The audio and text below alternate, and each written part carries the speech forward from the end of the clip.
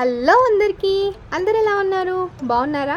Welcome back to my channel Vaishu's kitchen art and craft. ముందుగా మీరు నా ఛానల్ని ఫస్ట్ టైం చూసినట్టయితే ప్లీజ్ లైక్, షేర్, సబ్స్క్రైబ్. ఈరోజు వీడియోలో ఎంతో టేస్టీ అయిన ఈజీగా చేసుకునే చికెన్ పకోడీని ఎలా చేసుకోవాలో చూపించేశాను. ఎప్పుడు చికెన్ ఫ్రై, చికెన్ కర్రీ కాకుండా ఇలా చికెన్తో పకోడీ కూడా చేసుకుని తినండి. సూపర్గా ఉంటుంది. చిన్న పిల్లల నుంచి పెద్దవాళ్ళ వరకు ఎంతో ఇష్టంగా తింటారు.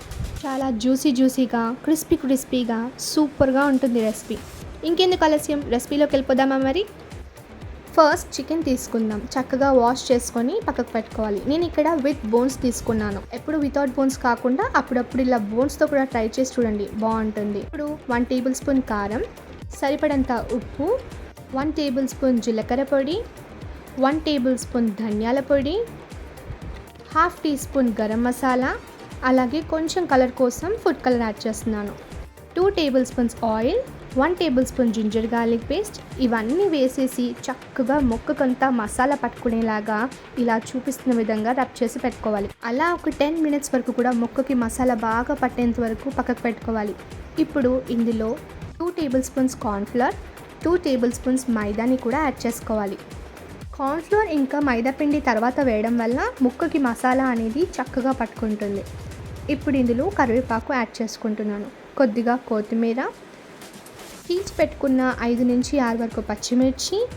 వీటన్నిటిని కూడా యాడ్ చేసుకొని చక్కగా కొద్దిగా వాటర్ని కూడా యాడ్ చేసుకొని ఇలాగ పేస్ట్ లాగా కలుపుకొని ముక్కకంతా కూడా మసాలాని ఇలా పట్టించుకోవాలి. ఎక్కువగా యాడ్ చేయకండి, ఈ కన్సిస్టెన్సీ ఉంటే సరిపోతుంది. ఇప్పుడు ప్యాన్ పెట్టుకొని ఆయిల్ హీట్ అయిన తర్వాత అందులో ఒక్కొక్క ముక్కని ఇలా దూరంగా వేస్తూ ఫ్రై చేసుకోవాలి. అన్నింటినీ ఒకేసారి వేసి ఫ్రై చేసుకుంటే మాత్రం క్రిస్పీగా రావండి. ఇలాగా ఒక్కొక్కటి దూరంగా వేసుకొని ఫ్రై చేసుకుంటే చక్కగా క్రిస్పీగా చాలా బాగా వస్తాయి. పకోడీని ఒకవైపు తిప్పుకుంటూ మరోవైపు ఇలాగ ఫ్రై చేసుకుంటూ ఉండాలి. ఫ్రై అయిన పకోడీని ఇలా తీసుకొని సర్వింగ్ బౌల్లోకి వేసి ఫ్రై చేసిన కరివేపాకు, పచ్చిమిర్చి చల్లుకొని వేడి అన్నంలోకి కానీ చపాతీలోకి కానీ సాంబార్తో అలా నంచుకొని తింటే సూపర్గా ఉంటుంది. అంతేనండి, చాలా టేస్టీగా క్రిస్పీగా చికెన్ పకోడీ ఈజీగా ఎలా చేసుకోవాలో చూసేసారు కదా. సో వీడియో నచ్చిందని అనుకుంటున్నాను. నచ్చితే ప్లీజ్ లైక్, షేర్, సబ్స్క్రైబ్ చేయడం అస్సలు మర్చిపోకండి. అలాగే పక్కనున్న బెల్ ఐకాన్ని ప్రెస్ చేయండి. నా నోటిఫికేషన్స్ అన్నీ మీకు వచ్చేస్తాయి. మరొక అమేజింగ్ వీడియోతో మీ ముందుంటాను, మీ Vaishnavi. Thank you for watching.